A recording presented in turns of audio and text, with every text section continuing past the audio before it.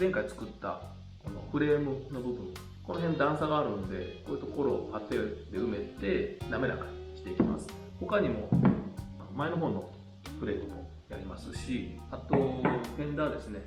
リアフェンダーのくぼみですとか、あと CC バー、前に作った CC バーも曲げたことで震源になってない部分もあるので、へこんでるところをパテ埋めしていきます。こういった材料を使って、こういう道具を使って塗っていきます。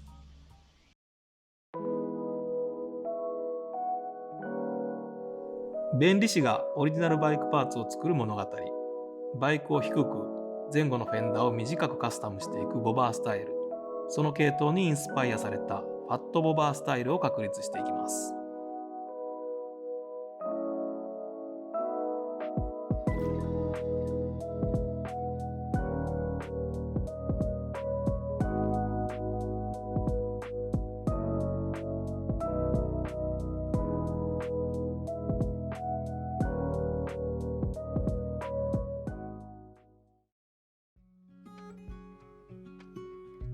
はい、特にこだわっているのはこのリアフェンダーのフレームの部分なんですけど、こういう十字のデザインにしてます。でなんでこういうデザインにしたかっていうと、もともとこのオリジナルミラーもこの十字のデザインを入れてるんですけど、この十字っていうのが僕好きで、シルバーアクセサリーですごく有名なやつとかありますけど、ああいう十字のデザインってすごくアメリカンでもこう昔のオールドアメリカンですかね、ああいうデザインってすごく好きで、こういうミラー作ったんですけど、これと合わせるためにこちらリアフェンダーのフレームも十字架の形にしました。なのでこれに合わせてフロントフェンダーの方のフレームも作りましたし、全体的にこういう十字のデザインをさりげなく入れていきたいなというふうに思ってます。初めてパテを使用するので、どうやって使うものなのかすごく不安でした。しかし、前回溶接をして、サーフェイサー塗装で綺麗になった部品の凹凸を、さらに美しい表面にできると聞いて、完成が楽しみです。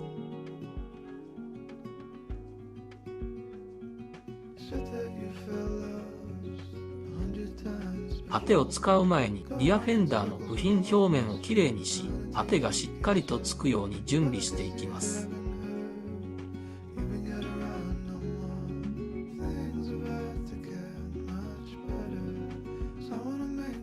部品の形状が達したようなので、隅々までしっかりと作業を進めます。特に CC バーの形状は複雑で、そのため顔も真剣です。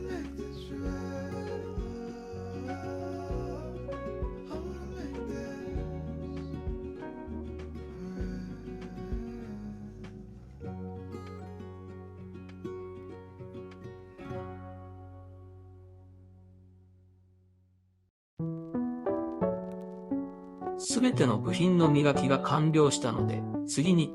パテの準備に取り掛かります。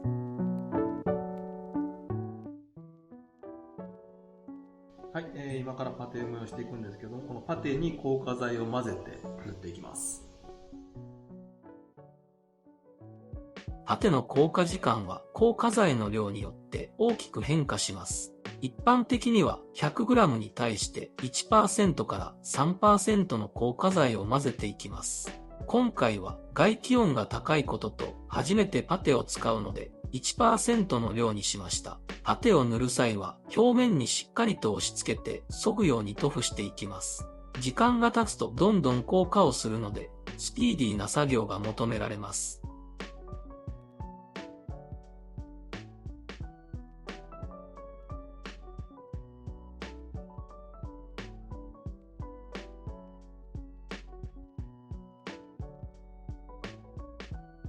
硬化したパテは後から削り、きれいに仕上げて形状を整えます。特に装飾部の段差にはしっかりと塗布します。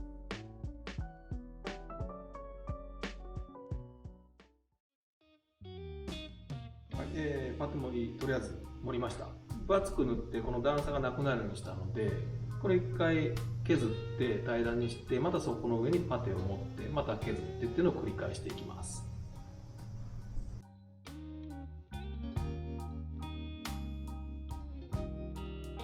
パテを盛った部分を見ると、すごく表面が荒れているように見えてしまい、綺麗な形状になるのか、ドキドキしました。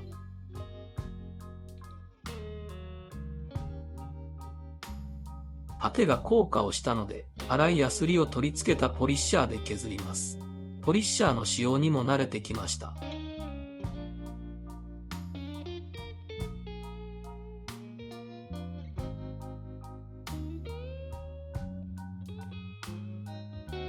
削るとフレームの段差がなくなり、フレームと装飾が一体化し、理想に近づきました。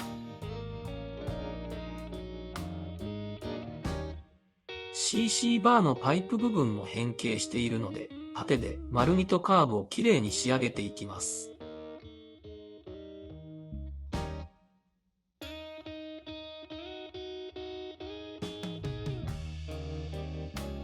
リアフェンダーはパテの使用によって FRP も隠れ、くぼみもなくなり、滑らかな仕上がりとなりました。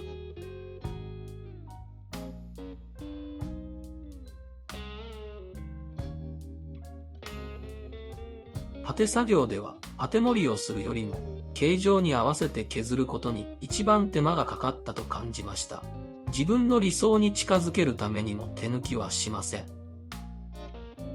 どれだけ削ったのかはパテ粉の量が物語っていますね。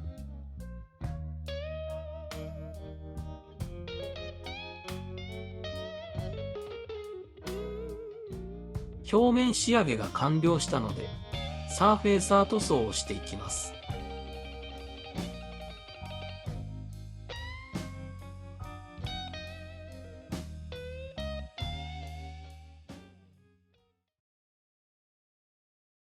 はい、パテ埋めして表面を削って平らにして、今その上にサーフェイサーを塗りました。これでも下地ができたので、段差もなくなって下地もできたので、次回はこの上にメッキの塗装をしてみたいと思ってます。いかがだったでしょうか。このチャンネルでは弁理士がゼロからボバースタイルのパーツを開発していく様子を発信していきます。動画に出てきたパーツは QR コードもしくは概要欄のリンクから購入できますので、気に入っていただいた方はチェックしてみてください。僕を応援してくださる方、アメリカンスタイル、ファットボバースタイルが好きな方はチャンネル登録をお願いします。ではまた。